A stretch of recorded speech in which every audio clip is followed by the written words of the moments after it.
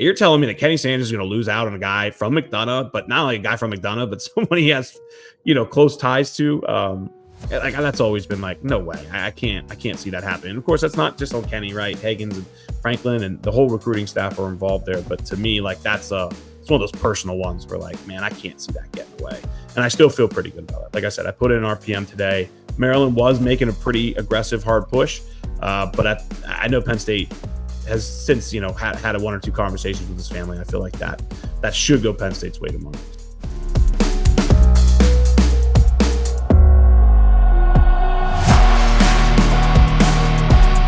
So now that we're here at the end of the show, let's take a look forward. Some of this we've already discussed, but I just want everyone to have a visual of it, of the upcoming commitment dates that we know of that are, at least at the time of me making these graphics, had been announced, and we're ready to discuss with Penn State prospects about to make a decision with a date. So can you run us down the guys that are coming up over the next 2 weeks or so?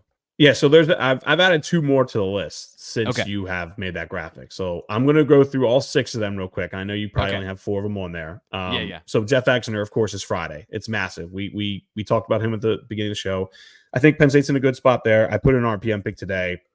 Honestly, I could have put an RPM pick 6 months ago, and I probably would have felt just as fine about it because of that Kenny Sanders relationship. I think if it's kind of out there publicly now, but something we've discussed more on premium message boards is something that people don't know about is, one, Kenny Sanders is from McDonough. I think a lot of fans know that.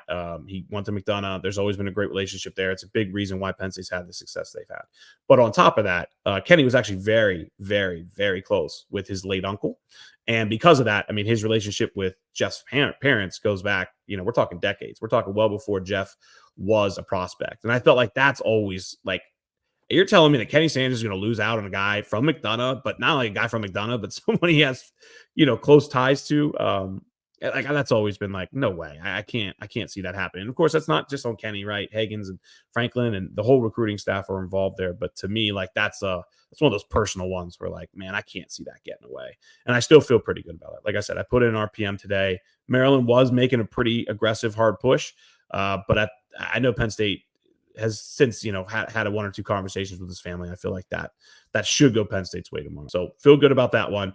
Corey Sims is Monday, June 30th. It'll be 4 p.m. Eastern time. By the way, Jeff Exner's 7 p.m. tomorrow night, guys. So think of me when you're out to dinner when I'm sitting at my home working at 7 p.m. tomorrow and it actually comes out at 9. Yeah, that's don't get me started on Jaden Woods thing yesterday, but all because of a graphic. But anyway, so Corey Sims, I don't know how hard Penn State's pushing with Corey. Like I felt like for a while they were, and I feel like that's kind of died down a little bit here in recent weeks. So I kind of would still lean towards him ending up elsewhere, but he is part of their top 3. I think the favorite is certainly Missouri, but time will tell. With Samari Reed, man, I like I said, kind of in the beginning of the show, like Samari has always been quiet. He's never been a big go in recruiting as far as all these different visits and, just talking to the media and opening up about things. It's made it kind of difficult at times to get a firm read on what Samari Reed is thinking. I know Clemson has been talked about with Samari at times, whether that's absolutely going to be the case or not. I'm not exactly sure. I do feel pretty good that Penn State will be top 3 or so. We know Ole Miss, West Virginia, Kentucky are the other 3 schools that are, in his top 5. But like this is like Samari Reed is higher on Penn State's board than I think probably we talk about, just because there's just so many receivers. Like, what is higher on the board? Like, I mean, even if he's also a hard one to read. I feel like too, from quiet. Yeah. But from a film perspective, I look at it and I go, he's obviously better than a lot of these guys that he's playing against. And then the question always creeps into my mind of then, okay, what are the athleticism numbers? And this is kind of the general feel I have for this class overall is there's a lot of missing pieces from these out-of-region prospects or guys that didn't camp or guys that haven't gone to where we have some hard numbers on them, which is a lot of, again, as you mentioned, what we rely on in the recruiting process to make an apples-to-apples comparison because of that talent threshold that you're playing against. And some of the things he does on film are not exactly translatable. Like there's not a ton of positional skills that make you feel like, okay, this guy has X, Y, and Z that I feel comfortable about. There's just a lot of variables there. So it's interesting when people who know more than me, you give these little drop these little information pieces of like, he's higher than you'd think. And I'm like, well, that answers some of those questions then. Well, that was the answer coming out of his unofficial visit, which it was either January or the end of February. I forget which weekend he came, during that January kind of contact period. But he really made a strong impression on the men. And then, like, put it this way, at a Kobe Howard who visited this past weekend, Nashawn Montgomery who visited this past weekend, like, I absolutely would have Samari Reed at the top of those three guys. And then again, we've talked about Exinor and Lex and Otten, and Taz Williams is now kind of creeping into that discussion. So is he right up there with those four? I'm not exactly sure. Maybe he would kind of be a little bit, maybe that next tier, but like he's not one of those bottom guys for sure. Right. I mean, how many guys did they bring in on official visits, right? It was like 11 or something like that. So yeah, I kind of have him in that mid pack right now. And again, just the feedback was, again, really good official visit, good family. Like there's a lot of things off the field that fit Penn State well too. And I think that's part of the reason why, they're serious about him. So, but again, he's committing next Wednesday. Like, I think we'll have an answer for Cyrus by then. I hope, because I just want to get that one over with and see where that goes. We'll definitely have an answer for Lex for Jeff and Corey Sims. But, we'll see. I do feel like if Samari Reed next Wednesday is serious about committing to Penn State, they will probably have enough wiggle room still where they can seriously take him and not slow play anything. So I do think they're that serious about him. Just going to the next couple guys, like JaDon Blair, next Friday, July 5th, I think he's going to Notre Dame. There's nothing that came out of this visit that made me think Penn State's going to be the school. I can go all day on it. We can talk about this, that, and the third, but at the end of the day, I think he's going to be a part of the Irish. So we'll see where that's going. And then the next two really aren't for a while. July 13th for Taz Williams and July 18th for Yarquez Carter. So like both of those guys, with them being 2+ weeks out, like there are so many dominoes going to fall, so many schools that I don't want to overthink them. I think the feedback right now on Carter and Williams is that Penn State absolutely has a real shot at both. But again, like it's so far to go. Schools are going to miss on guys. They're going to come back more aggressive for whether it's NIL offers or whatever it may be. Like there's just so many variables that can play out for a commitment that's 2 weeks more than 2 weeks away for Taz. Either guy for Taz specifically, what you just laid out over the next 5 days, there might be a lot of movement in the Penn State receiver room.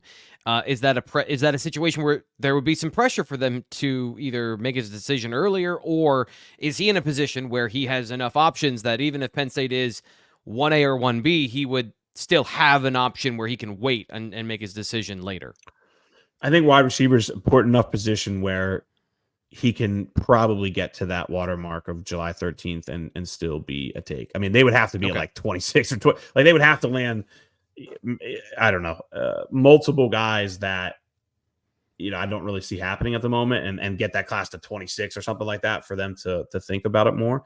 But I just feel like wide receiver is an important enough position where, like, if you are going to take 5 guys or +1, how we kind of look at things, it's a good year for Taz Williams as far as what Penn State needs and things like that. So we'll see. But again, it's July 13th. Like that's so far down the radar for me right now. Like I'm just trying to figure out where we're going to be next Thursday.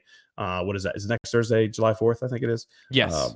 Where we're going to be next Thursday as far as this class goes, because I can still see quite a few guys making moves. And then just real quick with Carter, like, this was always the one where it's like, okay, if Ohio State really wants him, I feel like he could probably end up there. If Ohio State's not pushing too hard, this feels like a Miami-Penn State battle. And I feel like Penn State can absolutely get him if Ohio State doesn't go all in. And right now, I've heard mixed feedback. Like feedback from Penn State sources, like the kid seems to be making it clear that Ohio State's in there. But then I've talked to some Ohio State people and they're like, I'm not so sure about that. So it's kind of that's another gray area right now. And depends another reason why. Yeah, well, just another reason why, like, okay, we're talking about a July 18th commitment. Like, a lot has to shake out with Ohio State. A lot has to shake out with Miami. A lot has to shake out with Penn State for us to get a better read on that. And I think so much will over the next, 22 days or whatever it is until he's set to announce. So long way to go. Hey, it's T. Frank. Did you enjoy that video? Hope you did. I can't get you another one. Actually, yes, I can. You can click on the link here in this part of the video to go to another Blue White Illustrated video. So if you liked it, subscribe here to the Blue White Illustrated YouTube channel. You can also do that by clicking on this interactive link that I'm pointing vaguely to. Super helpful. Also, if you want more from Blue White Illustrated, go to bluewhiteillustrated.com and use our special promo code that you're getting right here. Subscribe for 2 months. You get it for just $1 using promo code PSU1. That's promo code PSU1 over at bluewhiteillustrated.com. You can check out the link in the description of this video to go right there. I try to make it as easy as I can. I just can't click it for you. That's the only, I can't reach over and click the buttons for you. You got to do that part.